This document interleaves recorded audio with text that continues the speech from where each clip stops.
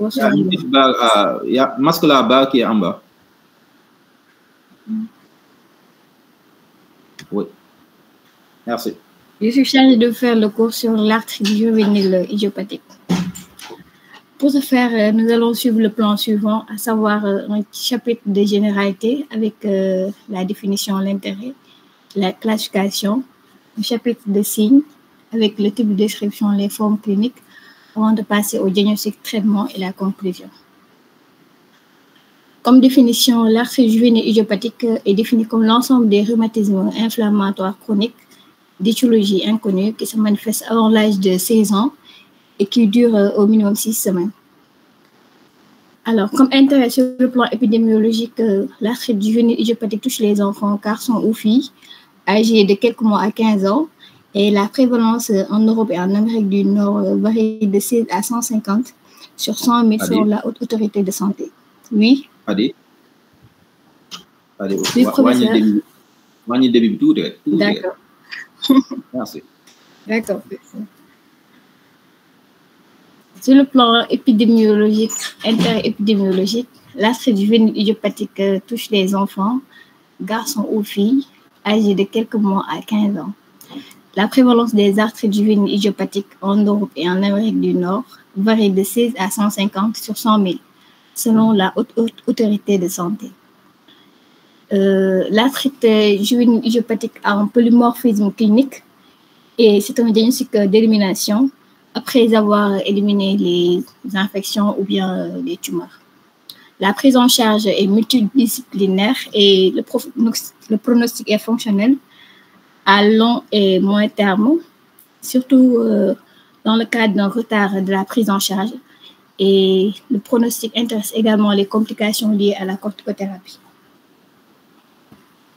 Alors, pour la classification, selon la classification de Lillard, les arthrites juvéniles idiopathiques comportent 7 entités cliniques. Et nous avons des critères d'exclusion qui ont été sélectionnés pour chaque catégorie afin d'homogénéiser au maximum les groupes à des fins de comparaison pour la recherche. Et lorsqu'un enfant ne remplit pas les critères pour une catégorie ou bien qu'il remplit les critères pour plus de 2 catégories, on parle de forme indifférenciée d'arthrite juvénile idiopathique. Alors, donc, nous avons cette entité.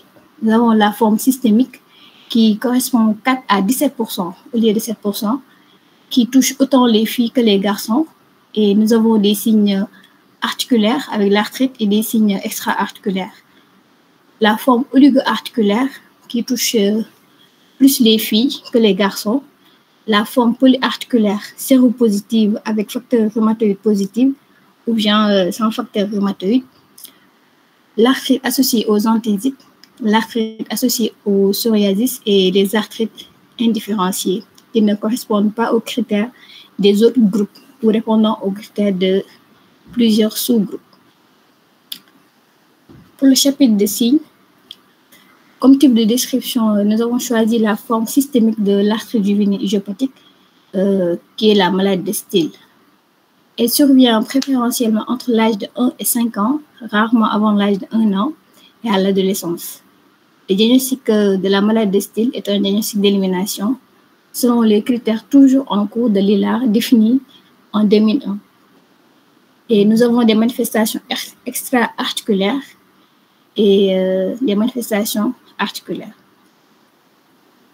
Alors, pour les manifestations extra-articulaires, nous avons la fièvre qui évolue pendant au moins 15 jours.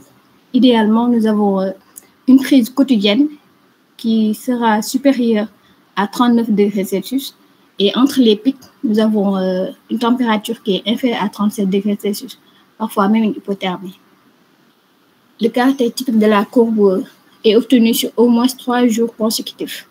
Et c'est une fièvre qui est rebelle aux antipyrétiques. Alors, ici, nous avons une courbe thermique au cours d'une poussée systémique. Nous avons au-dessus de la ligne de 37, des pics de 39 au-dessus ou bien de 40 degrés. Et entre les deux pics, nous avons une température qui est inférieure à 37 degrés. Toujours dans les signes extra-articulaires, nous avons l'éruption cutanée caractérisée par des éruptions qui sont fugaces et diffuses, érythémateuses ou pseudo-urticariennes non migratrices, plus marquées au moment des pics thermiques, siégeant à la racine des membres, ou bien sur le tronc, le dos et les fesses. Alors, ici, nous avons un enfant qui a une éruption diffuse, érythémateuse, associée à un kyste synovial qui correspond à une complication.